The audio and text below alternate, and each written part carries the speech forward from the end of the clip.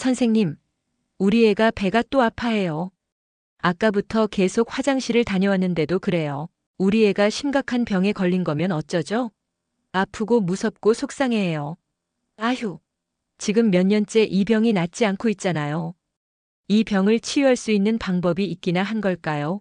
여기 한 아이가 6년째 원인도 모르는 심각한 병에 걸려 위기를 맞이하고 있는데요. 대체 이 아이는 어떤 이유 때문에 이렇게 고통스러운 하루하루를 보내야만 할까요? 그럼 지금부터 그 이야기를 알아보도록 하겠습니다. 시작하기 전에 좋아요, 구독, 알림 버튼 눌러주시면 영상 제작에 큰 도움이 됩니다. 저는 소피 브레너입니다. 런던의 소아기내과 전문의죠. 제 병원에는 5명의 어린 환자들이 있어요. 이 아이들은 모두 비슷한 증상을 보이고 있습니다. 태어났을 때부터 체구가 작고 다른 아이들보다 많이 아팠어요. 처음에는 그냥 면역력이 약한 아이들인가 싶었죠. 그런데 모두 6살이 지나면서부터 소화 문제가 심각하게 나타나기 시작했습니다. 원인을 알 수 없는 병, 계속되는 악순환. 아이들은 먹을 때마다 배탈이 나요. 밥을 먹이고 나면 울음을 터뜨리죠. 처음엔 특정 음식이 문제인 줄 알고 유제품을 끊어봤어요. 그래도 안 나아서 글루텐도 빼고 설탕도 빼고 결국 모든 음식을 하나씩 빼면서 테스트했지만 소용이 없었습니다. 제가 이 아이들에게 그렇게 관심을 가진 이유는 저도 어릴 때 비슷한 경험이 있었기 때문이에요. 10살 때까지 원인 모를 소화기 질환으로 고생했거든요. 그때 저를 치료해준 의사 선생님 덕분에 저도 소아기내과 의사가 되기로 결심했어요. 나도 커서 아픈 아이들을 살릴 거야 라고 다짐했죠. 하지만 현실은 녹록지 않았어요. 최첨단 프로바이오틱 치료법도 써보고 새로 나온 신약도 써보고 면역 치료까지 모든 방법을 다 시도했지만 결과는 늘 호전 없음이었습니다. 밤마다 병원 차트를 들여다보며 해결책을 찾으려 했지만 해답은 나오지 않았어요. 그러던 어느 날 국제의학 저널을 보다가 흥미로운 논문을 발견했어요. 한국 김치의 자연 발효 유산균과 장내 미생물 생태계라는 제목이었죠. 대부분의 동료들은 웃으며 넘겼지만 저는 끝까지 읽었어요. 논문 말미의 한 문장이 제 마음을 흔들었습니다. 모든 치료법이 실패했을 때 우리는 자연에서 답을 찾는다. 그 순간 책상을 두드리며 중얼거렸어요. 한국, 김치?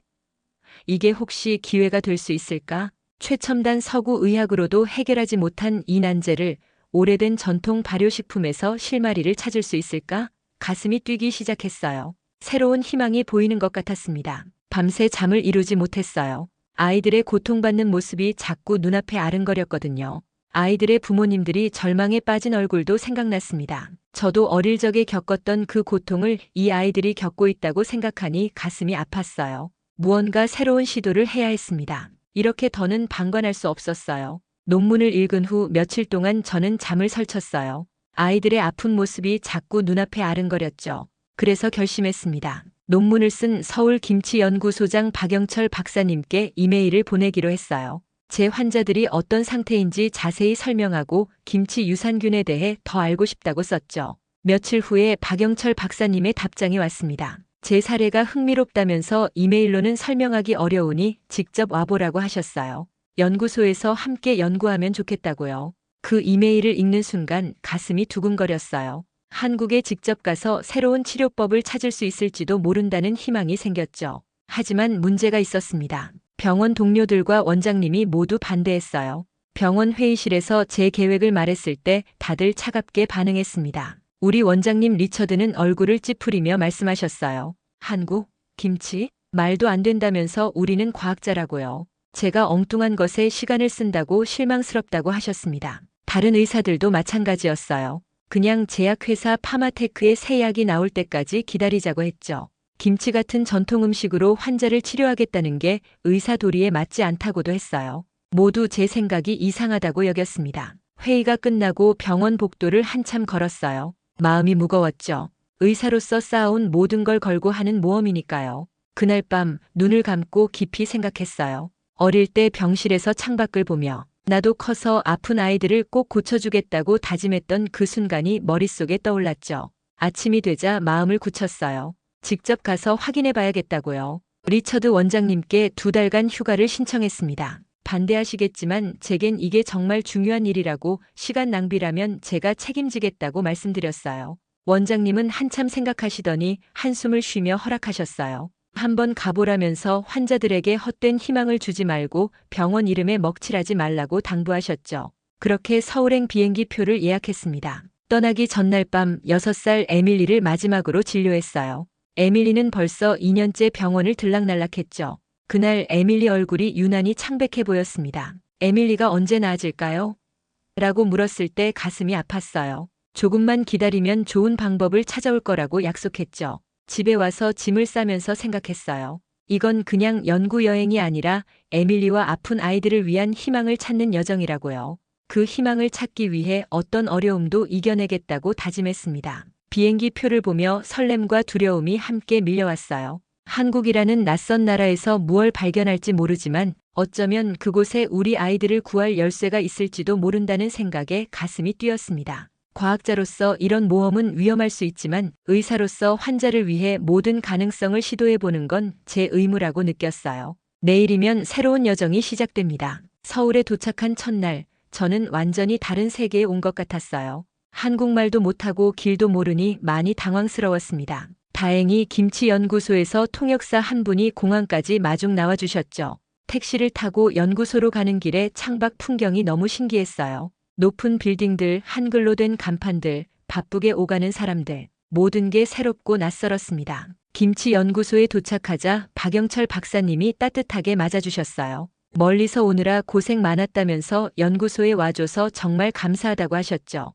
그 말에 긴장이 조금 풀렸습니다. 박사님은 저를 연구소 구석구석 안내해 주셨어요. 최신 장비들이 갖춰진 실험실도 있었지만 제일 놀란 건 발효실이었습니다. 커다란 항아리들이 줄지어 있었어요. 박사님께서 이것이 옹기라고 한국 조상들이 수천 년 동안 사용해온 발효 용기라고 설명해 주셨죠. 한 항아리 뚜껑을 열자 새콤한 냄새가 풍겼습니다. 이게 바로 김치 발효 중인 냄새이고 이 안에는 수백 종류의 유산균이 살고 있다고 해요. 박사님 표정에서 자부심이 느껴졌습니다. 다음 날부터 본격적인 연구가 시작됐어요. 제가 런던에서 가져온 환자들의 장내 미생물 샘플을 분석했죠. 결과는 충격적이었습니다. 아이들 모두 장내 미생물이 심하게 불균형했어요.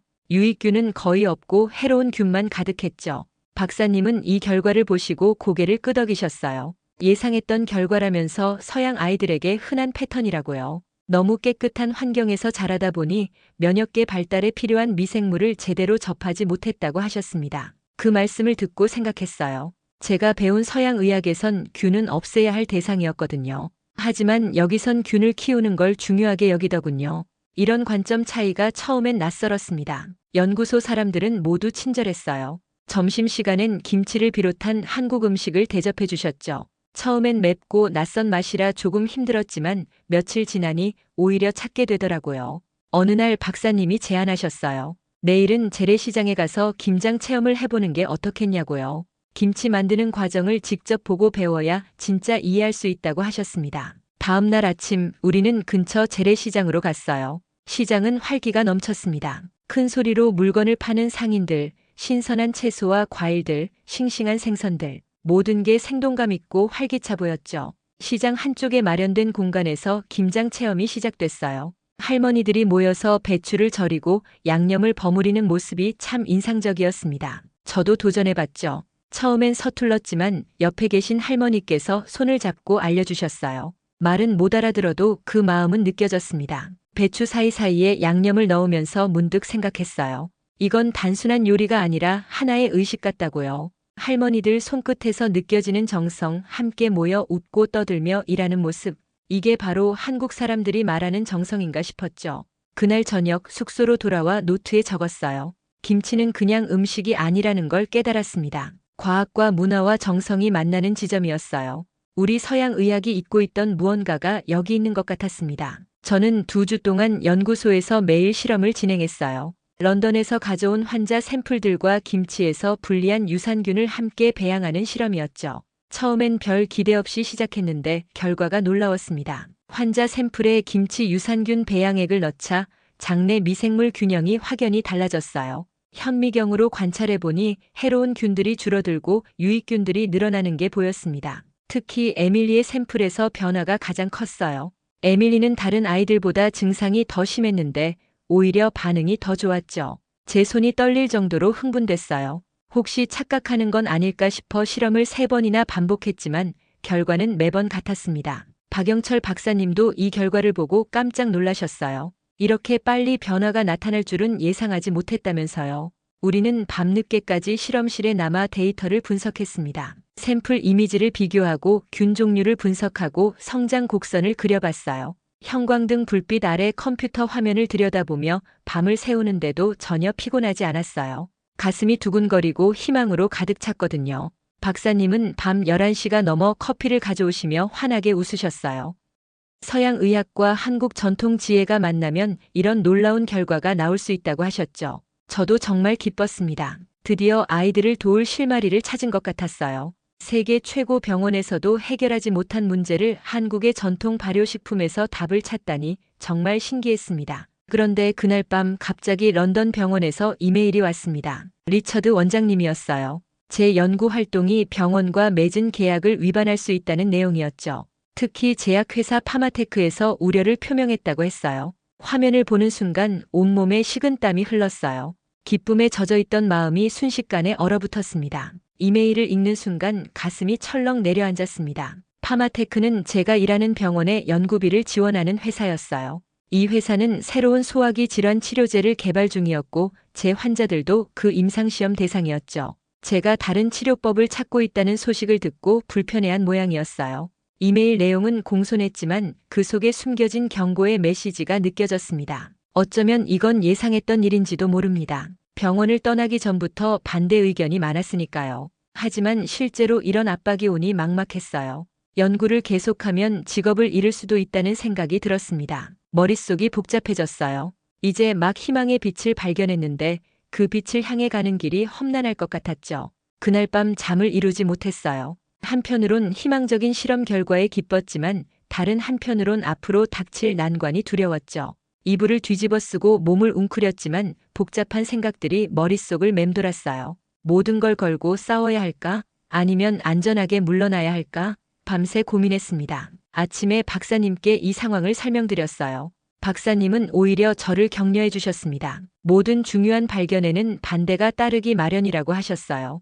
우리가 좋은 결과를 내고 있다는 증거라면서 걱정 말라고 하셨죠. 함께 헤쳐나갈 방법을 찾을 거라고요. 박사님의 단호한 눈빛과 따뜻한 말에 용기가 생겼습니다. 그 말씀에 힘을 얻어 저는 이메일을 썼어요. 손가락이 키보드 위에서 떨렸지만 마음을 다잡고 침착하게 작성했습니다. 제가 하고 있는 연구의 가치와 초기 결과가 얼마나 희망적인지 설명했죠. 리처드 원장님께 조금만 더 시간을 달라고 부탁했습니다. 한국에서 2주간의 연구를 마치고 런던으로 돌아왔습니다. 가방 안에는 김치 유산균 배양액 샘플과 실험 데이터가 가득했어요. 공항에서 병원으로 바로 향했습니다. 마음은 설렘과 긴장으로 가득했죠. 한편으론 연구 결과를 자랑스럽게 발표하고 싶었지만 다른 한편으론 앞으로 닥칠 반발이 두려웠어요. 병원 회의실에 들어서자 차가운 분위기가 느껴졌습니다. 리처드 원장님과 여러 의사들, 그리고 낯선 남자 한 명이 앉아 있었어요.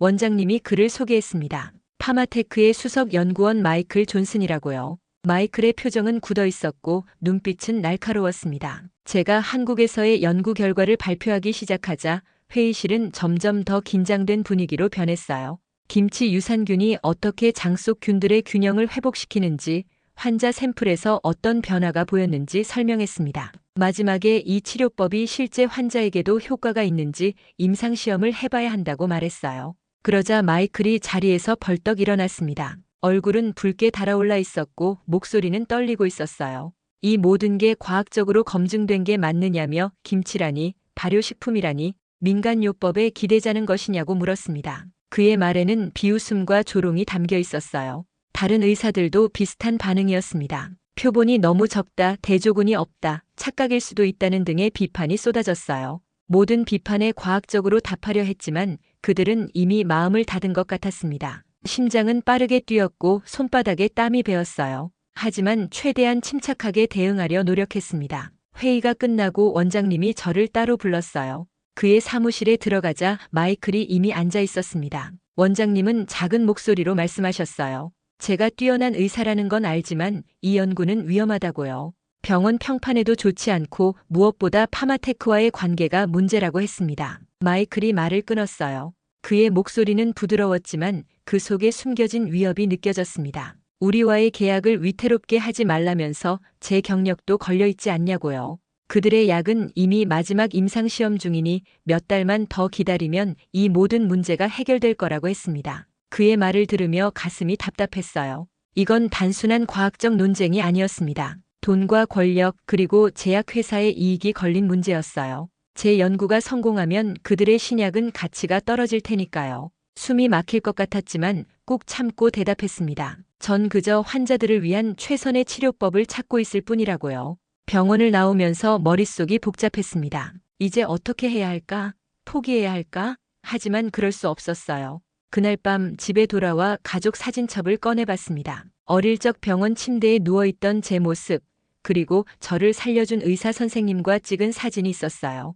그때의 약속이 생각났습니다. 나도 커서 아픈 아이들을 살릴 거야. 눈물이 흘렀지만 마음은 단단해졌어요. 노트북을 켜고 박영철 박사님께 이메일을 썼습니다. 계속하자고, 아이들을 위해 이 싸움을 끝까지 하겠다고요. 메일을 보내고 깊은 숨을 내쉬었습니다. 이제 돌아갈 수 없는 강을 건넌 기분이었어요. 앞으로 어떤 어려움이 오더라도 제가 믿는 것을 위해 싸울 준비가 됐습니다. 일주일 후 제 환자 중 한 명인 에밀리의 상태가 갑자기 나빠졌어요.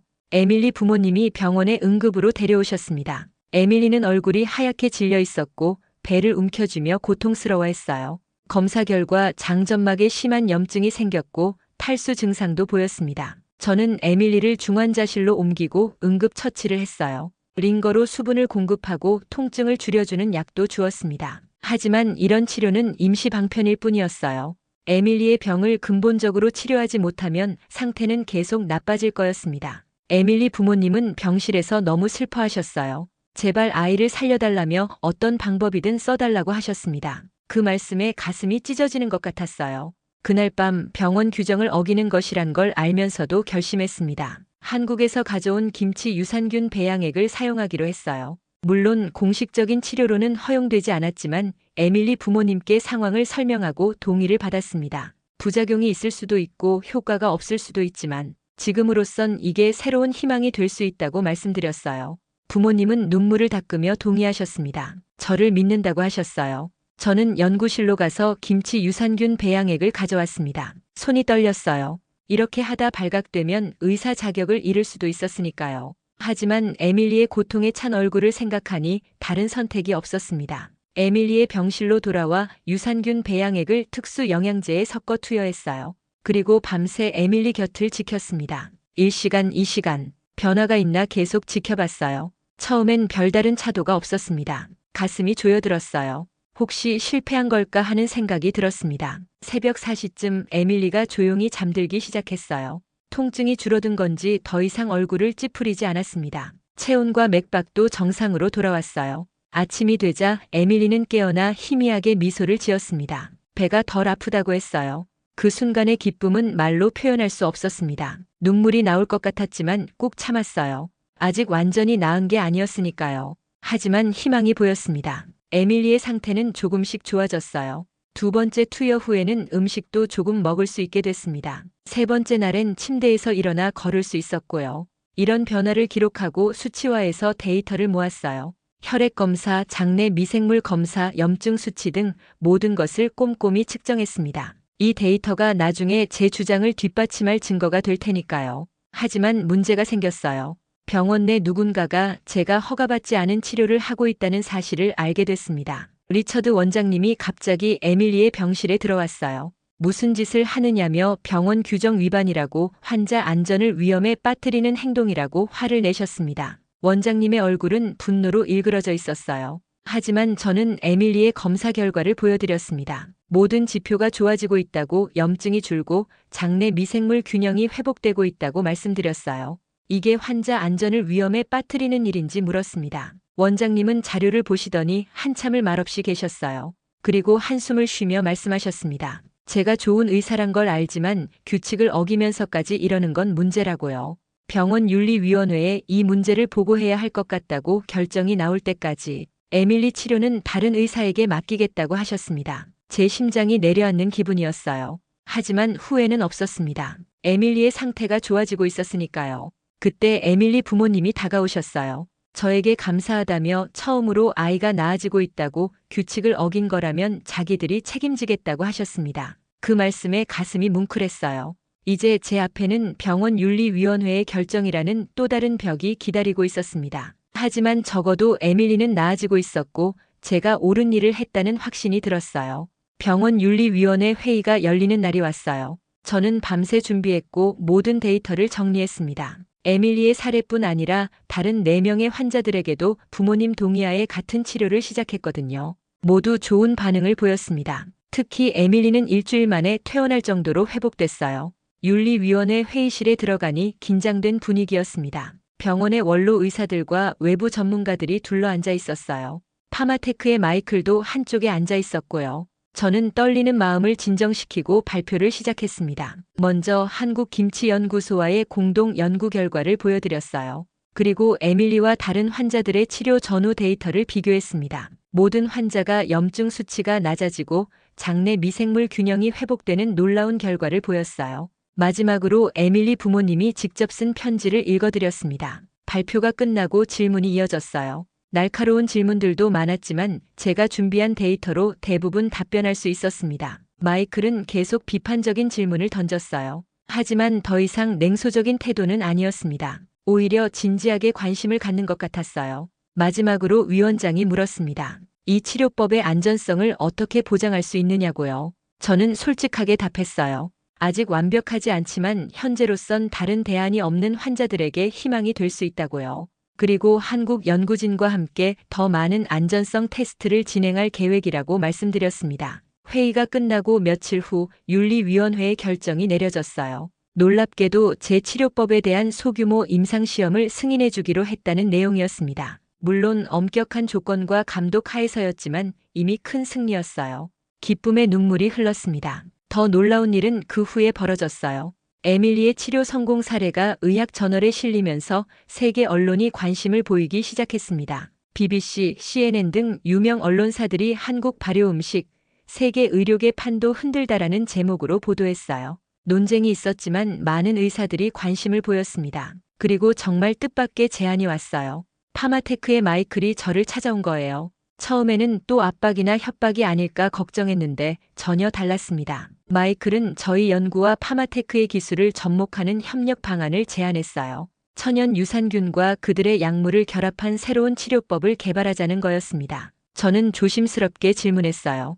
왜 갑자기 마음이 바뀌었냐고요? 마이클은 솔직하게 대답했습니다. 처음엔 회사의 이익만 생각했지만 에밀리가 나아가는 모습을 보고 생각이 바뀌었다고요. 자기도 아픈 조카가 있어서 더 와닿았다고 했습니다. 결국 파마테크와 협력 계약을 맺었어요. 그들은 자금과 기술을 지원하고 저는 한국 연구진과 함께 천연 유산균 연구를 계속했습니다. 그리고 2개월 후 서울 김치연구소에서 제게 특별한 제안이 왔어요.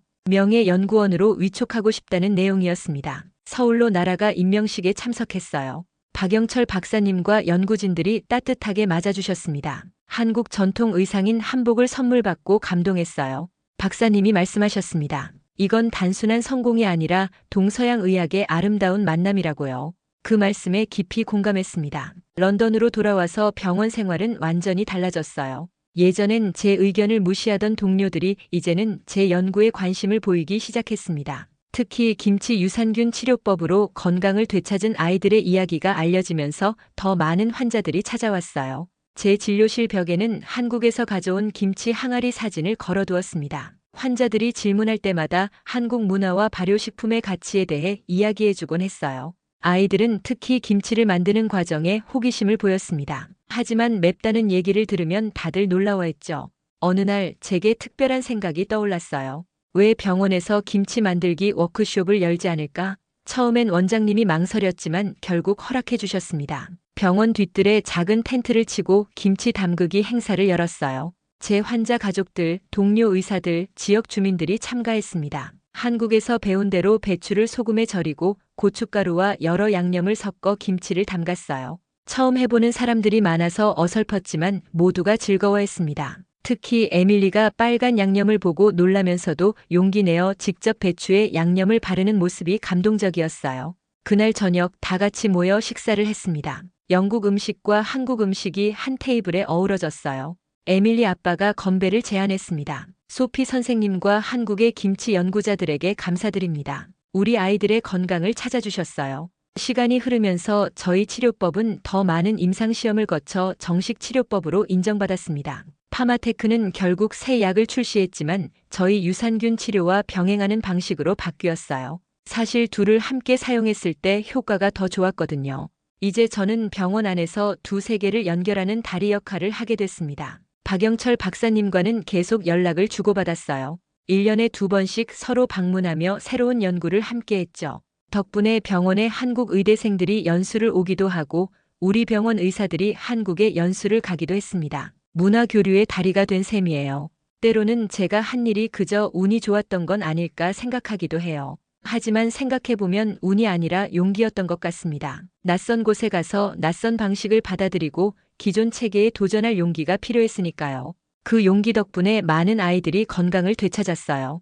에밀리는 이제 건강한 12살 소녀가 되었습니다. 장래 희망이 의사래요. 저처럼 아픈 아이들을 도와주고 싶다고 합니다. 지난번 진료 때 제게 그림을 그려왔어요. 한국의 김치 항아리와 영국 병원이 함께 그려진 그림이었죠. 그림 아래에는 이렇게 적혀 있었어요. 소피 선생님 감사합니다. 저도 커서 선생님처럼 될래요. 그 그림을 보며 생각했어요. 김치는 단순한 음식이 아니었어요. 사람을 살리고 문화를 전하고 세상을 이어주는 힘이었습니다. 한 개인의 싸움이 세계적 변화를 만들었고 한국 전통의 정성과 공동체 정신이 글로벌 무대에 뿌리내렸어요. 이제 저는 자신 있게 말할 수 있습니다. 의학의 미래는 과학과 전통 지혜의 조화에 있다고요. 오늘도 저는 병원에서 환자들을 만나고 있어요. 그리고 점심시간이 되면 항상 직접 담근 김치를 꺼내 먹습니다. 그 맛과 향이 제게 용기와 희망을 주니까요. 이 이야기가 여러분에게도 용기와 희망이 되었으면 합니다. 좋아요, 구독, 알림 버튼 눌러주시면 영상 제작에 큰 도움이 됩니다. 다음 영상에서 또 만나요. 시청해주셔서 감사합니다.